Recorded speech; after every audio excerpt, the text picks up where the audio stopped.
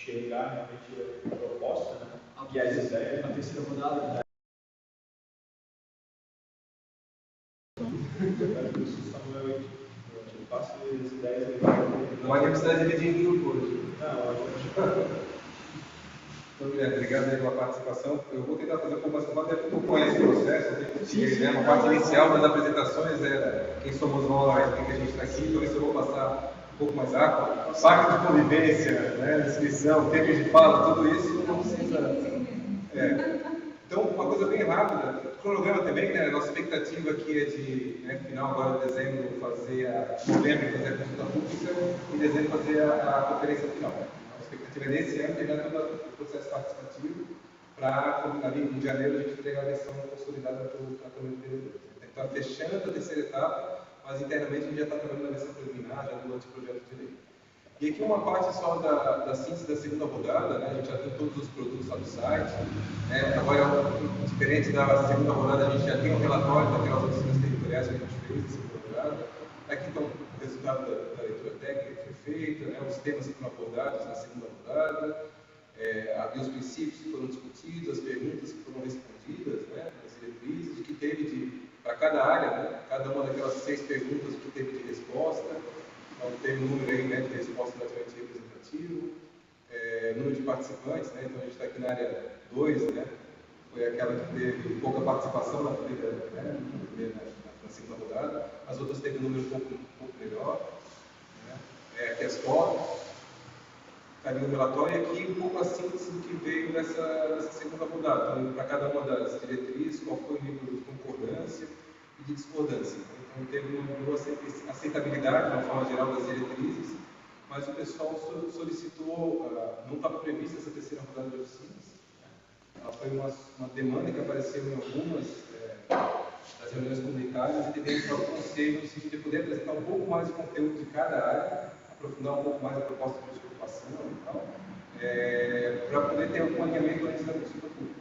Então, é um pouco o espírito dessa oficina é apresentar um pouco mais de elementos desse recorte que a gente está aqui. Mas, de uma forma geral, a segunda rodada demonstrou que, né, as diretrizes, né, a gente está no caminho certo. Então, o que veio de contribuições para cada um dos temas da segunda rodada, né, em relação ao uso da ocupação, né, evitar ocupações de áreas de risco, direcionar a ocupação para as áreas com infraestrutura consolidada, a questão de fortalecer os órgãos de controle e fiscalização, de evitar um crescimento muito grande de 13 áreas deslocadas. Então, são todas as contribuições complementares que o pessoal das oficinas foi colocando na parte escrita para cada uma daquelas perguntas. A gente perguntava se era de acordo ou não e o que ela poderia ter como elemento complementar. Né? Então, isso aqui foi o que a gente sistematizou. Tudo isso aqui está no relatório, né, que foi apresentado lá. Então, em relação ao contorno viário também, de reforçar o uso industrial e logístico ao longo da via, do contorno viário, de orientar a ocupação de modo a criar zonas de amortecimento para as áreas residenciais já existentes, né? Avaliar a ocupação de acordo com a topografia e as condições ambientais. Então, algumas questões de cuidado com a irregularidade fundiária, foram aspectos que apareceram em relação à área rural também. Foi uma demanda grande das comunidades pela regularização fundiária dessas áreas, mas também com a possibilidade de ter um planejamento cuidadoso e controlado da expansão, né? Não fazer uma expansão muito extensiva dessas áreas rurais. Em relação à questão da área ambiental do vazamento, que é uma das contribuições. E agora, lembrando mais no objeto porque é só, na verdade, uma prestação de contas, né, sobre o que veio das oficinas, né, e que se vai estar tentando levar em consideração essas contribuições todas na proposta que a gente vai apresentar hoje. Então, aqui é como seria a dinâmica, né, se nós tivéssemos um grupo maior, então a divisão em grupos, depois de apresentar, a gente vai apresentar os conteúdos, né, dividiria em grupos, os grupos discutiriam e depois a gente teria uma apresentação final. Então, como não tem, não vai ser o grupo do sozinho, né? Responder em cima do material que a gente disponibilizou ali, talvez conversa também com a prefeitura conosco, a gente desenvolveu algumas ideias. E o que veio da proposta? Então, né, a gente está apresentando a proposta a partir de algum conjunto de critérios que a gente utilizou. Né? Então, em cima daqueles 6 temas que a gente apresentou e validou ali, então, incentivar novas centralidades, orientar a ocupação de áreas com maior densidade junto aos eixos prioritários da comunidade urbana, propor a demarcação de áreas de interesse ambiental, propor maior densidade com mais infraestrutura. Então, essas são as diretrizes diretrizes que a gente que utilizou como base para a proposta. E o que a gente vai apresentar é um conjunto de propostas nessas 3 escalas diferentes, né? Um macrozoneamento, né, que ele tem um papel, sobretudo, de definir eixos de expansão urbana. Né? Então, para onde é que a cidade vai ocupar, vai crescer, para onde é que ela não deveria ocupar e crescer. Né? Esse é o papel do macrozoneamento. Então, a gente trabalha com as mesozonas, que apresentam um conjunto de estratégias, aquelas 6 estratégias territorializadas, um pouco que a gente apresentou nas oficinas intermediárias, pela centralidade, dos eixos estruturantes, né? Tenta distribuir um pouco melhor alguns usos e atividades nas macrozonas, e depois aquele clássico nosso que é o zoneamento, né? Que é um zoneamento como resultado dessas estratégias do macrozoneamento do mesmo. Um pouco essa lógica geral. E tem as áreas especiais, isso são, né, instrumentos e planejamento de acordo com alguns temas específicos, né? Como, sei lá, recorte da regularização fundiária, moradia, né? Algum tipo de área especial vinculada a parques, a patrimônio cultural, histórico, né? Então são áreas especiais que geralmente eles aparecem como sobrezoneamento, né? Uma área de interesse acima de determinada zona. O que veio como diretriz geral, aqui, então, os eixos norteadores da nossa proposta, então, promover maior eficiência da ocupação urbana, consolidar a ocupação das áreas livres e vazios urbanos, adensar locais com a oferta de infraestrutura, promover e fortalecer as centralidades urbanas, integrar e promover a implantação de espaços de lazer e equipamentos comunitários, valorizar e preservar o patrimônio cultural, paisagem natural, e promover a mobilidade ativa e o transporte público coletivo. Esses são os eixos norteadores da proposta. E aqui um pouco dos critérios que a gente utilizou para a demarcação das zonas, né? Quem trabalha nos ambientes sabe dessa dificuldade, que é onde é que uma zona é lista residencial e onde a outra zona é lista comercial. Qual que é o critério para a delimitação de uma zona de necessidades? Então, muitas vezes, tu tem esses critérios não muito claros, isso gera dificuldade para a aplicação da lei, né? Tu tem justificativo, porque do lado da rua pode 6 pavimentos, porque do outro lado da rua só pode 2. Né? Então, às vezes, não tem critérios muito claros, como isso dificulta tanto quem quer empreender, quem quer construir, como quem está fazendo ali do outro lado do balcão o controle sobre isso. Então, ele utilizou alguns critérios para essa delimitação de zoneamento, né? Uma questão das feições naturais, cursos d'água, recursos públicos e rios, são elementos ambientais, né? De ruptura, de uma forma geral, né? Do ponto de vista de uso e ocupação, as condicionantes ambientais, estrutura fundiária. Essa é uma coisa bem importante, às vezes a gente pega o zoneamento que não considera estrutura fundiária, tem um lote e fica um pedacinho do lote em determinada zona, um pedacinho na outra, isso dificulta também a implementação. Né? Então são coisas que a gente tentou levar parcelamentos aprovados, tudo que já foi aprovado tem que ser considerado, fugir dessa questão, né? Então, já foi protocolado, já foi aprovado, tem que ser considerado, a questão do uso de ocupações atuais é muito vigente. Então, foram os critérios que a gente utilizou para a delimitação dos zoneamentos. E depois a definição de critérios de densidades também, né, que foram utilizados. E aí eu vou apresentar um pouco o mapeamento. A ideia depois, Guilherme, a gente pode tirar as dúvidas do mapa, que a gente viu, se quiser a gente pode colocar a mesa aqui e tirando as dúvidas mais especificamente. Fica bem à vontade para levantar o braço, colocar dúvidas. A Aline e o Eduardo também, mas eles já são da casa, então muita coisa já foi apresentada na equipe técnica, né, já foi discutido, então está mais tranquilo. Então aqui só um exemplo, né, do que a gente considerou como mesozonas. Então são 3 grandes zonas, né, macrozonas, né, são 3 grandes macroáreas, né, a área cinza, amarela e a verde, eu vou explicar na sequência. Então ela tem uma lógica de demarcar quais são as áreas urbanas relativamente estruturadas e consolidadas, quais são aquelas áreas de expansão, né, que são essas amarelas aqui, quais são aquelas áreas que, em princípio, nesse momento, não necessitam de ocupação. Então esse é o papel do macrozoneamento. O papel da mesozona foi tentar delimitar um pouco melhor alguns critérios, né, de diretriz de ocupação para essas macrozonas aqui. Se a gente pegar o plano diretor atual de Biguaçu, ele tem bastante inconsistência.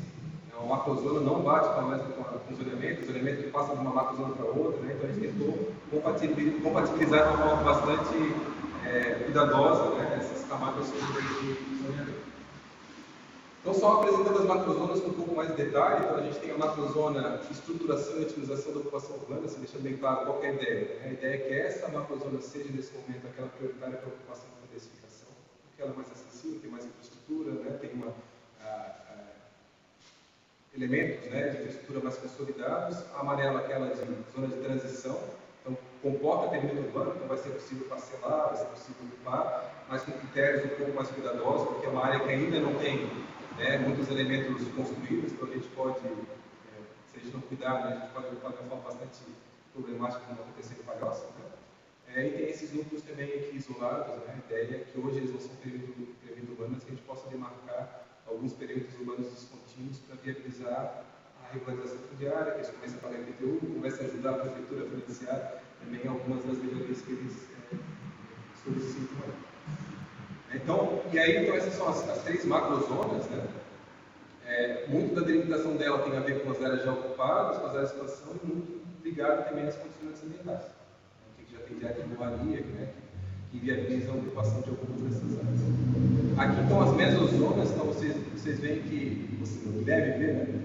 Que o amarelinho aqui está dividido basicamente em duas mesozonas.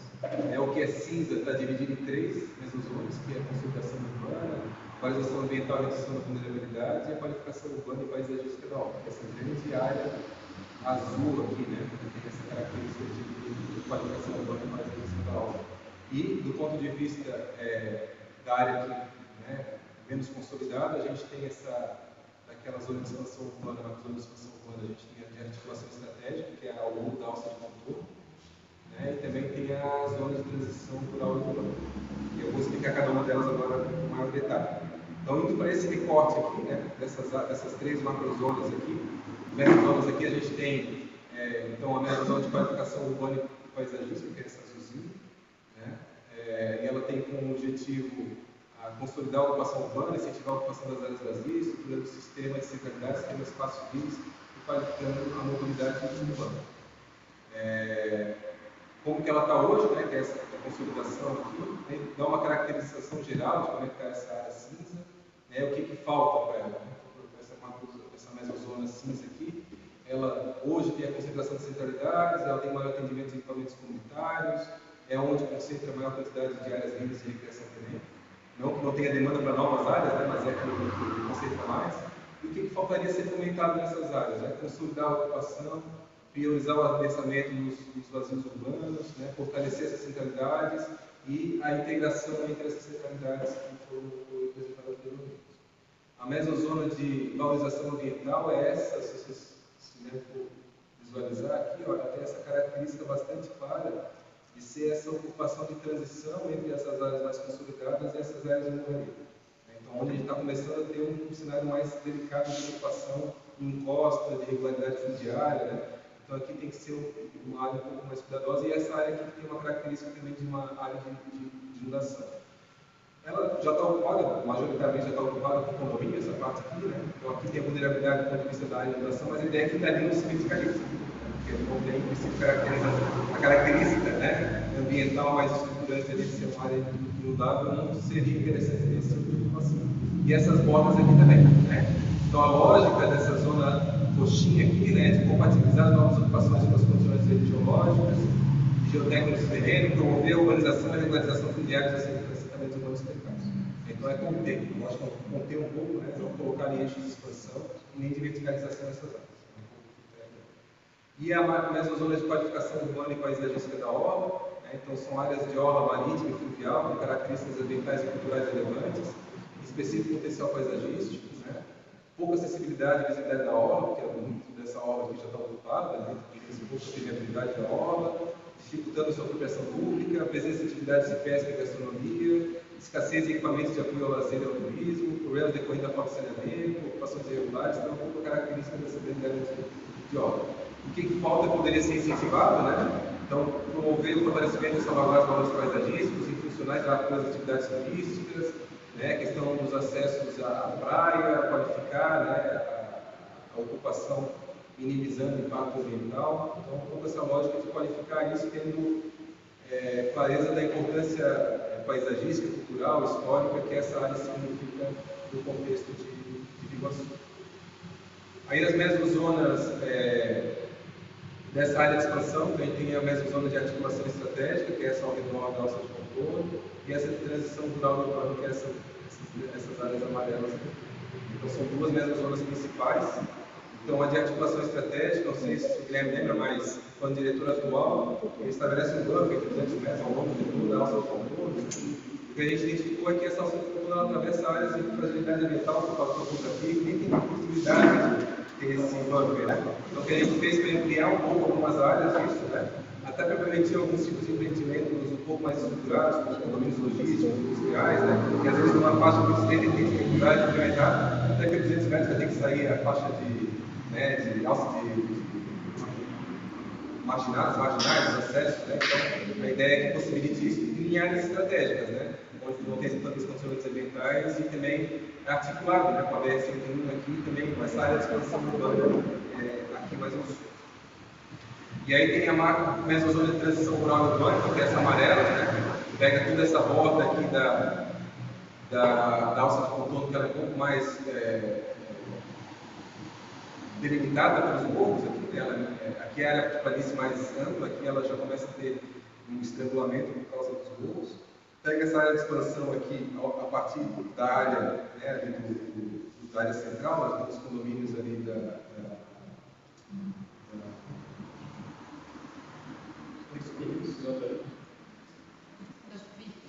Delta Vive, isso, os condomínios Delta Vive, e essa área de Santa Catarina, né, onde foi a oficina de ontem. A oficina de ontem era uma dessas discussões, é um desses locais onde essa ocupação linear ao longo da SC está se aproximando já da alça de contorno, né, e tu conseguir delimitar aqui, você vê que tem um estreitamento, né, dessa área de mesozona de ocupação industrial por conta desse tipo de característica de ocupação residencial já instalada. Então, a ideia dessa área amarela aqui é compatibilizar os usos urbanos rurais. Então, o Iguaçu vai continuar crescendo, vai continuar crescendo a 30%, como foi nesses últimos 10 anos. É provável que comece a aparecer empreendimentos, mas não vão demorar 4 de uma vez. Então, é importante que essa área conviva com atividades rurais, né? Deve ter que impulsar a atividade rural se ainda contém uma demanda por área urbana. Então, é compatibilizar esses dois usos, nessa área amarela, aqui esses usos ainda vão, de alguma forma, trabalhar de forma conjunta, né, conviver nesse próximo ciclo. Aqui é a macrozona de uso rural sustentável, aí ela tem aquelas características mais restritivas, né, de proteção ambiental e usos sustentáveis, né, muito demarcadas pelas áreas com topografia mais respeitada, né, de toque de morro, essas áreas já também com condições ambientais mais relevantes, e essas áreas verdes aqui, que são as áreas de valorização rural. Lembrando que a gente tem as manchinhas branquinhas aqui, que são aqueles núcleos urbanos, né, isolados, que a ideia é a gente poder regularizar e reconhecer eles como perímetros urbanos discontínuos. E aí, então, em relação à mesozona de proteção ambiental e sustentável, que é o verdinho mais escuro, né? Então, são áreas com formação florestal de Mata Atlântica preservada, concentração de áreas de proteção ambiental, nascentes, cursos d'água, morros, áreas características por vertentes declivosas e pontos elevados. E o que a gente sugere como fundamentação é a garantia da proteção ambiental, a proteção e a recuperação ambiental, fomentar iniciativas e ações de preservação e conservação do ecossistema. São áreas para não ocupar e para a gente tentar manter e qualificar os atributos ambientais existentes. Em relação a essa área, a mesozona de valorização rural, então são áreas, uma parte delas ainda produtivas, né? Algumas não produtivas, mas que não necessariamente precisam nesse momento ser áreas de urbanização. A ideia é que a gente possa concentrar a infraestrutura, qualificar, né, sobretudo nessa área mais central aqui, e organizando a expansão desses eixos antes de precisar, né, ficar abrindo frentes de urbanização nessas áreas mais afastadas, mais segregadas do restante da cidade. Então, a ideia aqui é fortalecer as atividades rurais, promover a permanência no campo, valorizar elementos culturais naturais e promover o desenvolvimento do turismo de base comunitária. Vou falar de reconhecer os grupos urbanos isolados e também manter uma característica ainda de restrição à urbanização nessas áreas. E aí, então, essa é a ideia geral do macrozoneamento, do mesozoneamento, e aí, em cima dessa proposta de mesozonas e macrozonas, a gente estruturou o zoneamento, a proposta de uso e ocupação. A gente não apresenta aqui número de pavimentos, porque acaba ficando uma discussão a varejo, eu quero 18, eu quero 16, eu quero 14, eu quero 10, e aí, né, às vezes a gente fica discutindo aspectos numéricos sem ter uma discussão um pouco mais estruturante sobre qual é o caráter daquela área e quais são as características. Então, o que a gente sugere aqui são esses critérios, de uma forma geral, que a gente está alocando nas diferentes zonas, né? Então, quais são as áreas de adensamento mais alto, adensamento médio, adensamento mais baixo, em relação à mistura de usos, né? Quais são aquelas que têm uma tendência de ter uma incidência mais representativa de moradia, como um comércio complementar vinculado a atividades de baixo impacto, e quais são aquelas que têm uma tendência já de maior especialização, maior diversificação. Então, isso tem muito a ver com a tabela de uso, né, que a gente vai ter que estabelecer mais na frente. Então a gente tem clareza mais ou menos qual que é isso, depois vai ficar mais fácil de organizar. Também tem a relação do tamanho de lote. Né? A gente também não estipula que a gravação vai pegar todo o som do ônibus. A gente não está estipulando a lote pequena de 250 metros, lote médio de 540. A gente não está fazendo isso agora, mas está estabelecendo uma relação de proporção. Então tem algumas áreas que surgem para poder viabilizar a produção habitacional voltada à população de renda intermediária e baixa. A gente sabe que o metro quadrado é muito caro em qualquer lugar, então possibilitar esse tipo de situação. Locais com lotes menor, médios e lotes grandes também tem a ver com o tipo de verticalização. As áreas com maior verticalização que exige um lote um pouco maior, né, até para viabilizar a questão de recursos laterais, recursos locais, essas outras questões. Então, o detalhamento da área 2, esse que apareceu são poucos valores que a gente teve, né, pouca participação, mas que veio, né, só para retomar um pouco, né, da oficina territorial 1, né, nós queremos uma cidade desenvolvida, planejada, mas mantendo a preservação do meio ambiente, crescimento e valorização do comércio local, valorizando também nosso rio litoral, que isso apareceu lá na primeira rodada. Na segunda apareceu também a importante valorizar o crescimento econômico do município, mas sem descaracterizar esse nicho tão importante que é a agricultura, e fazer com que esse crescimento proteja a cidade da área seria ideal. Então, foram as coisas que apareceram ali nas partes. Né?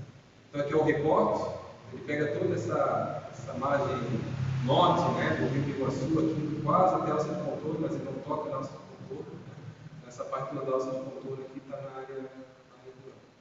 Ontem o pessoal lá de Santa Catarina estava perguntando por que esse recortezinho aqui ficou para cá, porque aquele recorte para falar, às vezes tu tinha alguns núcleos aqui, né, tem mais ligação com Santa Catarina do que com a área rural. Mas aí são questões de ajustes finos ali do recorte, mas que a ideia é que não prejudica necessariamente a discussão. Então, fazendo a aproximação, passando os elementos mais representativos dessa área, então a gente tem um pedacinho de orla, né, que pega aqui, essa parte da foz do Rio Iguaçu, tem o próprio Rio Iguaçu, que é bastante estruturante, né, tem a bifurcação dele aqui com os afluentes. A gente tem a BR-101 atravessando esse trecho aqui, tem a SC-407 e tem a alça de contorno. Então, são elementos tanto ambientais, né, bastante representativos, como também elementos de infraestrutura de escala regional e nacional. Tem a SC, que é a principal via de ligação com o Antônio Carlos, e a gente tem duas estradas, uma já consolidada e outra em processo de consolidação, que tem uma influência direta na área. Ela tem também essa característica que diz que quase toda área de borraria já, né? Então ela está meio estrangulada, né, entre o mar e o morro, nessa parte aqui, entre o rio e o morro, nessa parte aqui, e aqui essa planície aqui. É uma área mais ampla, que é boa parte daquela área de expansão que a gente pintou de amarelinho lá, essa grande área amarela. Então aqui os elementos ambientais, as áreas de proteção, né, que foram demarcados no sistema de espaços livres e lazer de recreação, que já existe, que é proposto, e aqui o zoneamento, né, a proposta de zoneamento para essa área. Então a gente tem, né, uma mancha aqui na alça de contorno, né, que demarca essa grande Z, na verdade essas Zs ela extrapola para cá, mas como é outro recorte a gente não apresentou. Né? Essa área de expansão logística industrial, que tem relação direta com a alça de contorno. A gente tem essa ocupação linear ao longo da SC-407, junto com essa área de expansão aqui que a gente sugere, zonas de estruturação de ocupação, junto com algumas áreas residenciais já existentes na Santa Catarina, né, e para cá também, que são já estruturadas. A gente tem essa zona de contenção de ocupação que é essa aqui, né, essa ocupação de morro já se aproxima muito do rio, né, e tem que tomar um pouco de cuidado com essa expansão de ocupação informal para cima das áreas de proteção ambiental.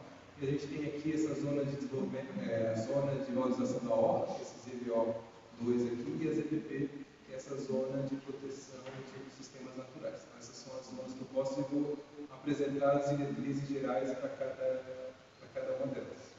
Então, em relação à grande zona de estruturação de ocupação, esse grande amarelo aqui, lembrando que a gente tem essa nossa estrada principal que liga, né, Saudade, até Encruzilhada, né, e depois chega na nossa contorno e atravessa a nossa contorno. Então, a ideia nessa grande área amarela é estruturar a expansão urbana e compatibilizar com a existência entre usos especialmente urbano e rural, e a gente ter uma lógica de ocupação de baixa intensidade, né, então não é de verticalização dessas áreas, com uma mistura de uso baixo, então, usos residenciais e usos complementares à moradia, e lotes pequenos. Também está sugerindo, um tipo de parcelamento de lotes menores para poder viabilizar economicamente empreendimentos que sejam acessíveis também a camadas de população intermediária. A gente sabe que tem que ter uma relação de proximidade, mas não de integração total. A gente sabe que essas áreas aqui têm uma característica de maior valorização, enquanto essas camadas externas aqui têm uma tendência de ocupação informal, se a gente não tomar cuidado como é que elas vão acontecer. Então, a ideia é dar essas diretrizes para essas zonas aqui, uma zona de ocupação, de estruturação de ocupação aqui, né? Essas duas manchas amarelas. E a gente tem uma ZO2, né, nessa parte aqui, do lado de lá da SC, que tem uma característica parecida, né, estruturar a expansão urbana e compatibilizar com a existência de especialmente urbanos rurais, mas aqui a gente sugere, né, por conta da influência da alça de contorno e da proximidade da SC407, um estudo de uso um pouco mais relevante, é provável que isso aconteça ali, né, e com lotes pequenos. Depois a gente tem essa grande zona de expansão logística industrial ao longo, né, próximo da alça de contorno, lembrando que ela vai até a alça de contorno e passa por lá, mas aqui, como está na outra área, a gente não representa o produto. Então, qual que é a lógica dessa zona vermelha aqui, zona de expansão logística industrial? Né? É incentivar a implantação de indústrias, empresas de logística e demais equipamentos de grande porte, compatibilizando a coexistência com o uso rural pré-existente. Então, não vai ser uma área que vai ser ocupada toda de uma vez, né? Então, em algum momento, ela vai ter que ainda conviver com os rurais. E a ideia é dizer que então também não é de verticalizar, né, mas são lotes grandes, são lotes com característica logística industrial, são lotes com uma característica de lotes maior, tamanho maior, também com uma diversidade de uso baixa, mistura de uso baixo, então, sobretudo de usos logísticos industriais. A ideia é não incentivar a moradia, pequeno comércio ali, né, proteger um pouco essa área desse tipo de uso e poder estruturar essas áreas de moradia mais nessas áreas de expansão urbana que a gente propôs ao redor. Então, aqui é mais em proteção do uso industrial em relação a outros usos, enquanto nessas outras áreas aqui é o contrário, evitar que tenha usos logísticos e industriais nessas áreas amarelas, tentando marcar essa diferenciação. Aí tem a zona de contenção da ocupação, que é essa ZCO, né? Então, ZCO2, né? Que é a diretriz para orientar a ocupação adequada às condições ambientais, às encostas. Então, aí tem um morro, né? O morro chega bem próximo do rio. Então, mitigar as ocupações e impactos das ocupações existentes, especialmente por meio da regularização de terra. Então, já tem ocupações. Não sei se vocês se lembram da primeira oficina, não sei se acho que o Eduardo teve aqui, né? Tinha duas moças que moram nessas ruas aqui de trás que sobem o morro. E a preocupação delas era justamente a regularização fundiária, assim, de poder ter uma condição de ter não só a estrutura pública, mas ter melhoria urbanística, né? Qualificar um pouco esses grupos. A ideia é poder segurar um pouco essa ocupação. E os grupos que estão ali, que não estão em situações de risco ou vulnerabilidade muito alta, poder regularizar. Então, a ideia é a gente verticalizar aqui, né? Então, a ideia é de um adensamento baixo, né? Mistura de uso baixo, também não tem que colocar comércio de médio porte, grande porte aqui. E a ideia também é de incentivar a regularização fundiária. Então, aqui é bem provável que a gente tenha lotes pequenos, 100 metros, né? E não vão estar de acordo, provavelmente, com aquele parâmetro mínimo de lote de outras áreas. Então, aqui a gente vai ter que estabelecer critérios específicos para a regularização dessas áreas, sobretudo de conflito. Mas a ideia é a refeição numa área muito lote. Vai ter que ter, né? Mas aí a gente vai ter que separar quais são aquelas áreas de características já consolidadas e quais são aquelas que vão ser ocupadas. Então, para aquelas novas ocupações, não tem alguma diretriz novos salarios. Acho que vai ser difícil. Então, já está consolidado, já está ocupado, é melhor identificar quais são as características ali e concentrar a regularização do que inviabilizar. A gente coloca lote mínimo é 100 metros, mas 40% dos lotes tem 90. Então, você inviabiliza por conta de mas tem que estabelecer o limite. E aí tem a questão aqui da ZPP, né, da orla. Então, a ideia é proteger os atributos naturais das áreas de preservação permanente da Foz do Iguaçu, resguardando a função ambiental dessa área.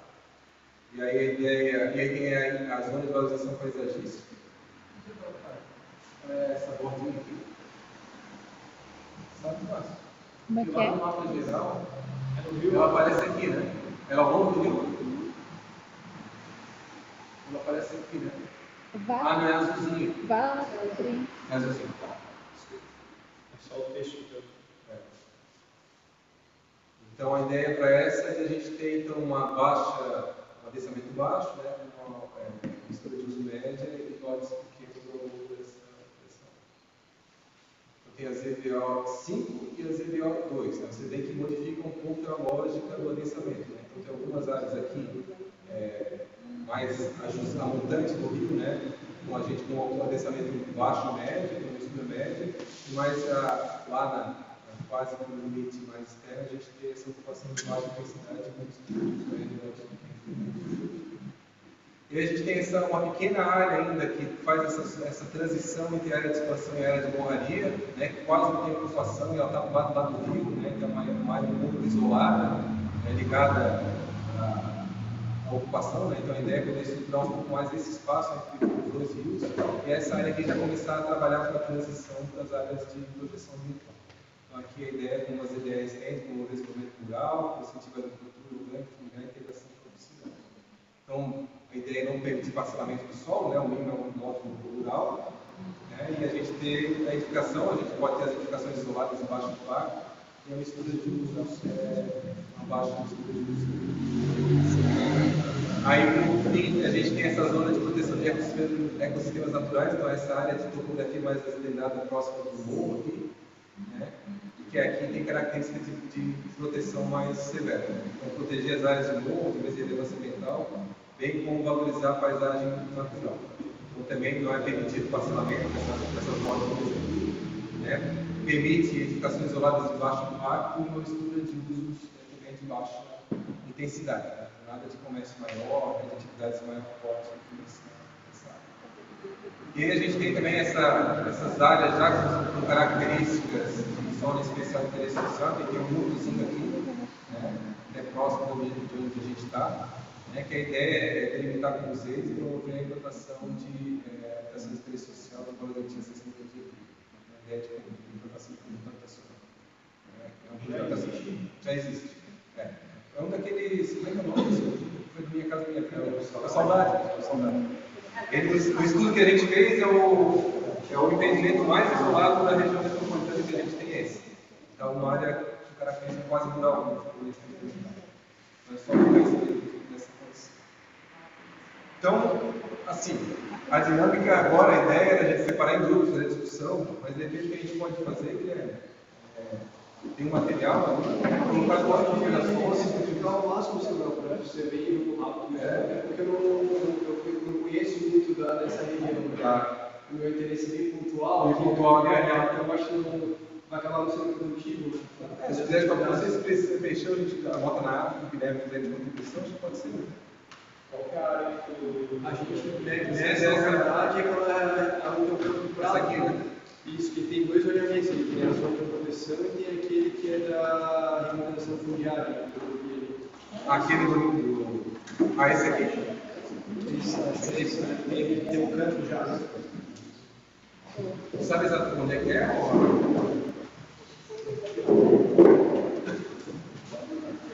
Ah. Aí, mas ele avança para cá? Ele para aqui mais ou menos. Então não chega a tocar na área de. Chega a tocar, porque ele vem na borda. eu acho que o imóvel dele é Essa ideia dele lá. que eu lembro que na ele já teve essa discussão que ele Já tem uma organização ambiental.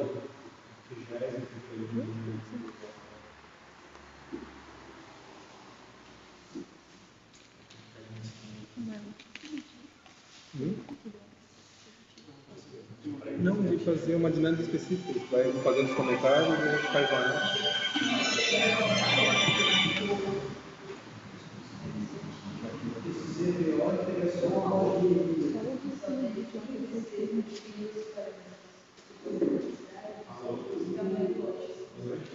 Por acaso, esses zoneamentos vai ter algum tipo de.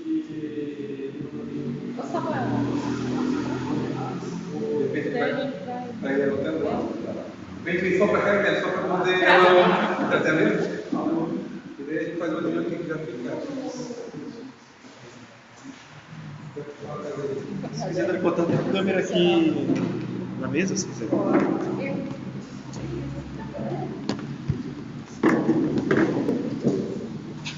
Azul. Qual que era a pergunta? Se esses zoneamentos eles vão ter algum georreferenciamento assim, para uma precisão. Eu sei que nas áreas rurais talvez não faça muito sentido, mas nas áreas mais adensadas, né? Às vezes ali tu Fica bem na transição de um zoneamento para outro. Uma daí... coisa importante é que, assim, até eu esqueci de falar, esse zoneamento tem característica ainda... uma sombra, uma mancha, justamente porque a gente não queria entrar nessa coisa, a gente está aqui, justamente para uma oficina não ser conduzida por esse interesse. Mas a mapa geral, afinal, ele vai ter que ter precisão. Normalmente eu acho que pega as ruas, né, como referência. O plano de quadra, ou alguma controle ambiental, o cadastro, né, a estrutura fundiária. Como a gente trabalha com áreas grandes, né, a chance de ser atingida por mais de um zoneamento é grande. E aí vai ter também dispositivo no plano diretor que estabelece, que é um zoneamento, uma gleba com tais características acima de 60% com zoneamento, o restante considera o zoneamento majoritário. Isso faltou para a gente ali no bairro Fundos, né? Isso aí é algo importante. Até com os técnicos foi uma coisa que a gente decidiu. Fundos pegava zona rural? Pegava. Uma parte era urbana, outra era rural. Foi feito um desmembramento, depois foi vendido. Na época, não sei se foi uma falha de georreferenciamento do profissional de topografia dos proprietários da época, ou se foi por conta de uma base da prefeitura. Às vezes tem aquele deslocamento de um sistema composto. Pô, nossa área ficou com um pedaço rural que a gente perdeu bastante tempo ali para... E teve que desmembrar e ainda foi encravada aquela parte rural. Ficou uma dor de cabeça. Uma coisa importante é que a gente sabe que tem falta de precisão nisso aqui, mas a ideia é que a gente até possa ter um acordo geral, se ali em Santa Catarina, onde foi bem interessante. Né? A gente discutiu, formou 2 grupos, né? O pessoal discutiu bastante e sugeriu alguns ajustes finos, né, na borda, que provavelmente, né, quando a gente tiver essa delimitação mais precisa, a gente vai ter condição de apresentar. Aqui a ideia geral é ver se está no caminho certo. Olha, é isso aqui mesmo, as ideias mais ou menos essa, né? As ideias, a ideia bacana, essa ideia da área de expansão e tal, e sobre zoneamento de uma forma geral, né? Então a gente sabe que a precisão ela vai ter que chegar na sequência. Dentro dessas manchas, dentro desse projeto vão ser definidas diretrizes viárias. Tipo, aqui vai ter que passar uma via. Não para todas as áreas. Mas vocês vão entrar sobretudo para 2 vazios urbanos estruturantes da área central, que não acho que é de vocês, né? A gente está sugerindo. Mas é algo que tem alguns critérios que tem a ver com o que a gente está falando sobre estudos que a gente fez de conectividade. Né? E aí é diretrizes que a prefeitura, geralmente, quando vocês entrarem no processo de consulta de viabilidade, ela vai sugerir para que vocês reconheçam. Mas, assim, em cima de consulta pública, em cima da proposta, provavelmente já na consulta pública vai estar mais delimitada essa clareza de onde é que vocês podem sugerir outra coisa e tal. Sim. E vai fazer parte da nossa equipe avaliar. O pessoal até comentou da ligação de Biguaçu com Antônio Carlos, né? De talvez na Santa Catarina. Coisa, uma avenida Beira-Rio. Por aqui, né? Não, é importante que tenha isso. Eu acho que já se prepara para o futuro, né? Só que... Imagina numa área como essa aqui, se tu não estabelece critérios, daqui a pouco vai ter um monte de coxo de retalho de loteamento. E aí vai desembocar tudo na 13 de maio. Exatamente. A gente entende que, claro, do ponto de vista do empreendedor, às vezes algumas estratégias podem não ser mais adequadas do ponto de vista do produto imobiliário. O ideal é quando passa a diretriz viária no limite para fora do nosso terreno, né? Mas ali sempre isso acontece. Ou quando não considera a estrutura fundiária, às vezes você tem uma gleba aqui, outra aqui, tu passa uma rua na diagonal que torna inviável o empreendimento. Então isso é uma preocupação. Tentar traçar diretrizes que viabilizem. A gente quer que aquela área seja ocupada de uma forma adequada. Claro.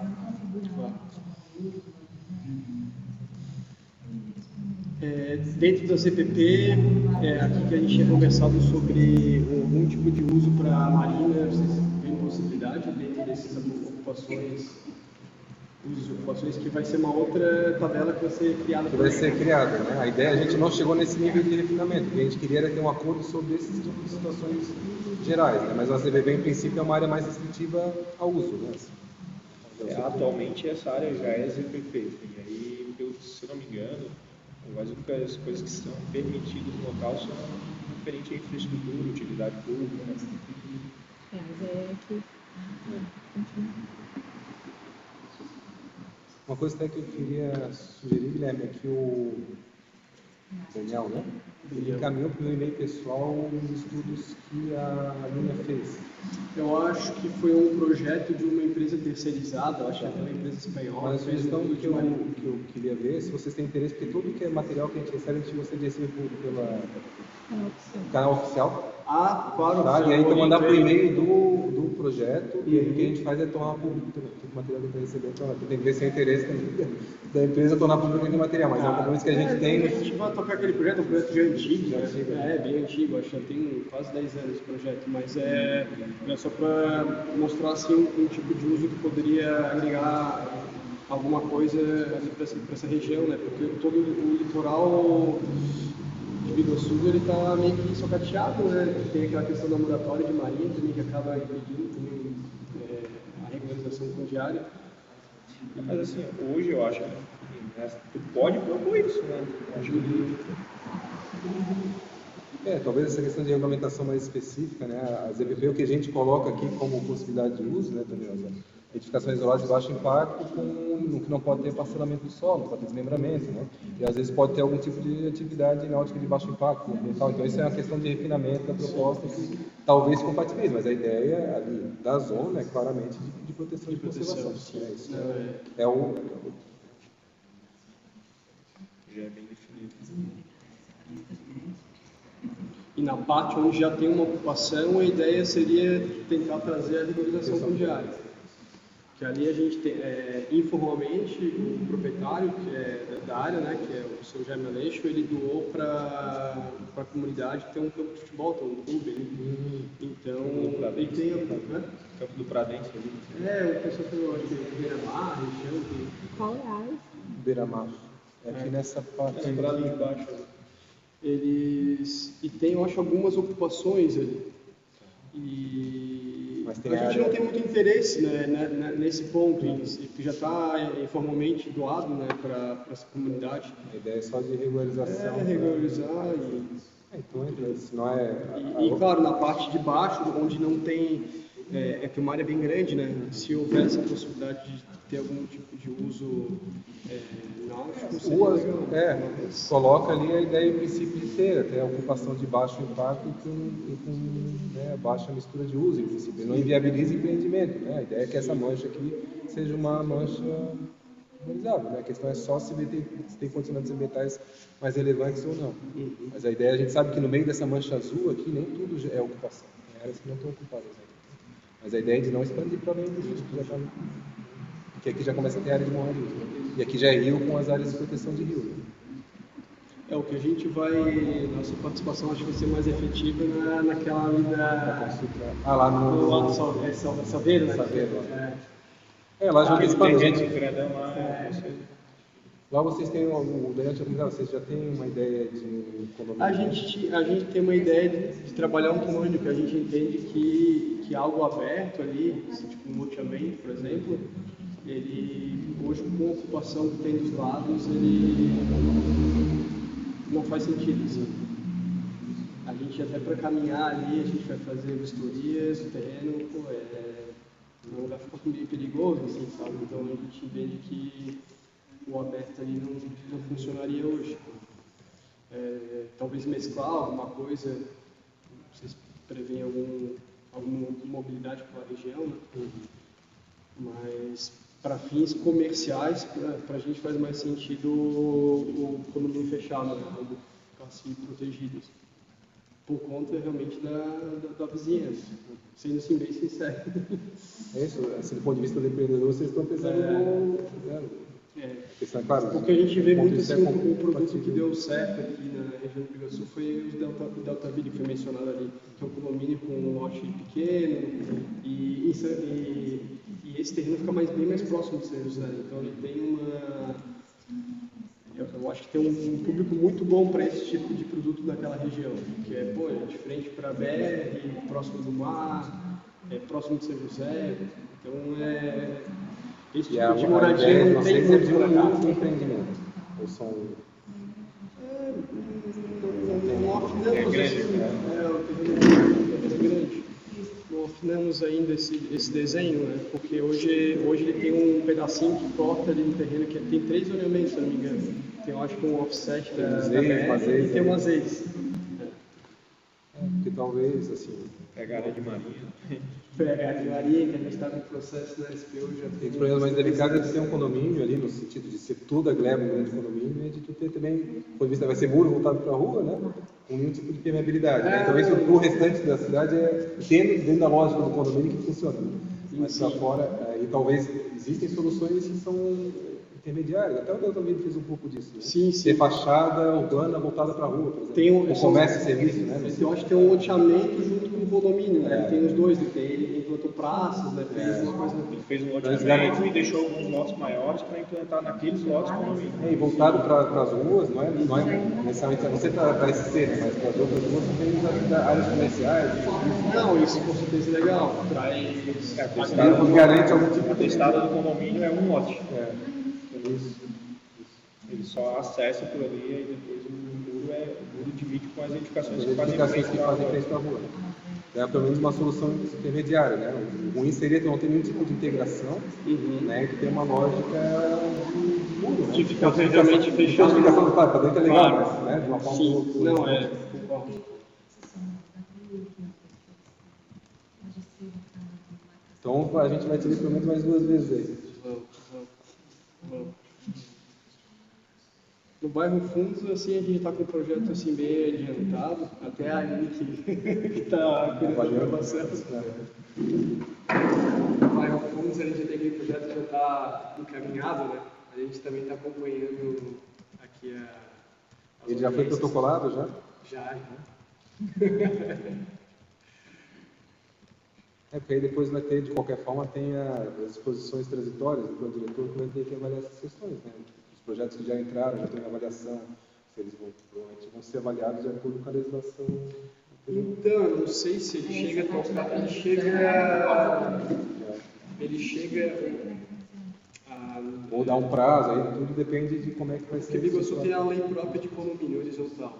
Essa parte do... Vai ser incorporado, a gente vai ser incorporado no... Vai ser incorporado. Ele pode interferir naquela lei? Ele vai modificar. Vai modificar. Não vai mais existir lei de condomínio. É que primeiro é uma questão, né? É. É uma figura de parcelamento do solo que, na verdade, ela é regulamentada municipalmente, mas não deveria. Então, não existe essa figura enquanto legislação federal, né?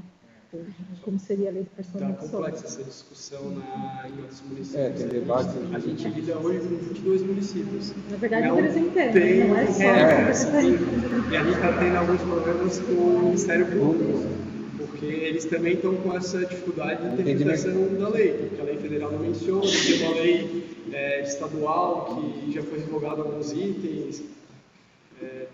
Está complexo. Mas Biguaçu está funcionando bem, não sei. Tem uns casos ali do condomínio. Já implementados. E ali no Prado, não começou qualquer área. Fundos também, é condomínio também? É condomínio também. E é numa área mais próxima da parte mais acidentada dos fundos ou não? Pega bem os fundos, o terreno é plano, e quando chega nos fundos dele começa a acidentar, que é onde tem a divisão do perímetro rural e urbano. Então onde a gente ficou com um pedaço. Isso que estava É esse daqui que a gente estava comentando. Isso, ele é uma tira, ele é um terreno bem comprido, sabe? Estreito, mas comprido. Deve fazer tudo por plano, então, a questão dos condomínios. Sim. Sobretudo essa questão de parcelamento do solo vai ser em parte incorporada, né? Porque tu tens hoje essas legislações que elas estão um pouco salpicadas, né? Deve ter alguma coerência geral vinculada às estratégias novas que o plano diretor está oferecendo, né? Por exemplo, a ideia é que o plano diretor ofereça para a prefeitura a condição de ela dar diretrizes urbanísticas para condomínio, loteamento novo, para ir para a gente tem que gerenciar. Você vai ter que doar 15% de áreas públicas institucionais, institucionais de lazer. A prefeitura poder, de alguma forma, tem critérios de onde alocar isso, né? Para poder, de alguma forma, ter uma lógica mais clara de alocação de equipamento de saúde, educação. Porque senão, às vezes, não tem esse clareza dessas diretrizes urbanísticas, tem empreendedores corretos, tem empreendedores que pensam, vou colocar a área comunitária nacional lá no final de uma rua sem saída, sem acesso, sem nada. Então, a prefeitura poder ter um conjunto de critérios é importante. Por isso que a lei de parcelamento, em alguma medida, nem sempre está junto com a diretora, mas em alguns momentos, quando a gente vê que a legislação existente ela acaba tendo alguma restrição, a gente já incorpora. Sendo que o condomínio não é parcelamento só. Que é outra interpretação que às vezes confunde. Tanto que não está nem no capítulo do parcelamento só, está no capítulo de condomínio, né? Capítulo específico, né? Geralmente. Daí na lei de condomínios ele não traz a figura da área institucional.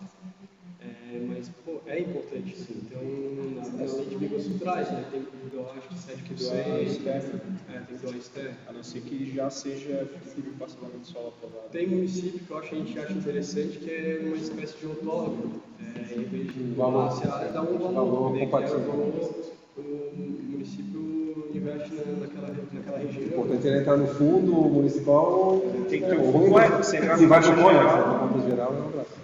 A mesma coisa para saneamento, porque tem muito município que cobra estação de tratamento de esgoto. Só que ele fica com a estação de tratamento de esgoto aqui, e as concessionárias não querem. Elas não querem receber, porque demora para as pessoas ocuparem, daí fica lá um monte de material. O controle sobre isso é custoso para a casa ter, né? Toda a variação. Quem opera é a associação. O Gataville é privado, mas está no loteamento, daí às vezes tem que doar para concessionária. O Deltaville também é loteamento. Também tem a parte do loteamento. A partir de quantas unidades que existe a ética? Olha, na verdade, para ser bem honesto, a Casan tem desincentivado a utilização de estação. Eles realmente eles preferem que tenha sistema de individual de transporte. Sobretudo nessa baixa densidade, né? Aí depois, quando eles forem passar a rede, né, quando tiver a densidade compatível, sim. A gente faz mais loteamento que condomínio. Aqui em Biguaçu é por conta da lei. É porque aqui a lei realmente funciona bem para condomínio e tem aprovado os projetos, né? Mas no geral a gente trabalha mais com loteamentos. E a gente prefere fazer a rede, mesmo que a Casan ou a concessionária não opere, mas a gente chama de ponta seca. Fica uma rede ali esperando que o município um dia chegue e faça conexão. Para nós é muito melhor entregar um empreendimento que tem essa rede. Mas não tem estação também. Não tem estação, tem a rede individual. Sistema individual. Faz individual junto com a rede. Faz a rede fica toda pronta, abaixo do sistema viário, né? E assim que a concessionária começar a operar naquela região fica pronto. Isso foi o loteamento que vocês fazem? Assim, a gente tenta empregar dessa forma. Daí Lages, como é que faz? Lages, eles cobram um fundo de saneamento. Daí quando há necessidade, de repente, numa região estratégica, eles pegam o fundo e fazem a estação de tratamento naquela região. A gente achou uma ideia interessante. Interessante essa ideia de já deixar a rede preparada. Depois do empreendimento, se não fizer, vai rasgar. São José está fazendo o centro de São José, Blumenau, Itajaí. E às vezes acontece muito da Casan passar a rede, mas exige que o proprietário fazer a ligação, o proprietário nunca faz a ligação, tem a rede e ela não é efetiva. Até aproveitando, vai ter uma legislação específica, algum adendo referente a passamento do solo, porque tem municípios que têm lei de passamento de solo mesmo, não plano direto. A ideia é que ter toda a parte de procedimento seja incorporada pelos diretores, processos e tal. Eu vou ter que conversar com vocês com mais calma para ver se...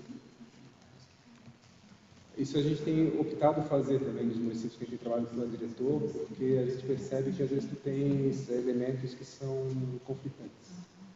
O parcelamento do solo coloca, sei lá, e geralmente o parcelamento do solo não necessariamente coloca lote mínimo, tá, mas às vezes o procedimento, sei lá, tem um procedimento que faz com que a prefeitura quase não tenha nenhuma gerência sobre a pessoa vem do projeto, ela pode estar dentro ou não da regulamentação, mas a prefeitura acaba não tendo diretrizes para poder, de alguma forma, orientar o planejamento que esteja de acordo com os critérios do plano diretor. A ideia é poder ter essas etapas.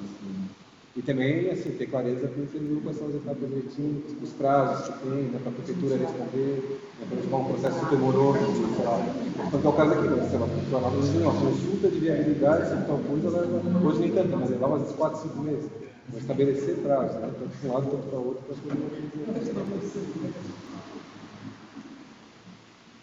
questão também de multas, né? A parte de quando o empreendedor não faz de acordo com as coisas, né? A questão da cessão da área pública, como é que funciona, a questão do calção dos imóveis, quando vai liberar, né? Isso vocês vão entrar nessa questão também? É uma grande trabalho. Uma coisa que a gente percebe que às vezes é dificultoso encontrar, quando tem um plano diretor, ele tem muitos anexos. E a primeira consulta que a gente faz normalmente vem naqueles leis municipais, né? Aí os anexos não Os estão anexos não Então, estão lá. Daí está no passo municipal. Pô, mas cadê o passo A municipal? gente também passa por isso quando a gente Não for existe fazer. passo municipal. Então seria legal se tivesse um local assim, pá, aqui tem tudo tem direito sobre o meu diretor. Assim, a gente da UFSC, a gente tem um site específico do plano, né, que vai se manter. Então, todos os produtos lá. É claro que depois o nosso trabalho encerra no momento de entrega da versão preliminar para a Câmara. Como ela pode Chegar as alterar. alterações, daí tem que... Aí a prefeitura que faz a gestão dessa informação. Mas os mapas, a ideia, depois da alteração, né, tem um mapa que ser utilizado, né? Hoje tem o site da prefeitura, uma aba lá de aprovação de projetos que tem uma parte de legislação. Dá mais mastigadinho lá, mais fácil de baixar, vai ser bem importante. É isso então, Da Guilherme. minha parte é isso aí também, eu acho que a participação Tá? Gustavo, tem mais de Laguna para participar da oficina? Poxa vida.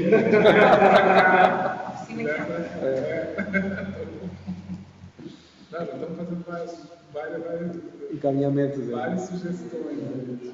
Fazer legislações Complementares? Ah, mas é isso, abrir esse canal de diálogo com você. Vocês vão ter que gerenciar o BO depois. Tá bem robusta essa legislação.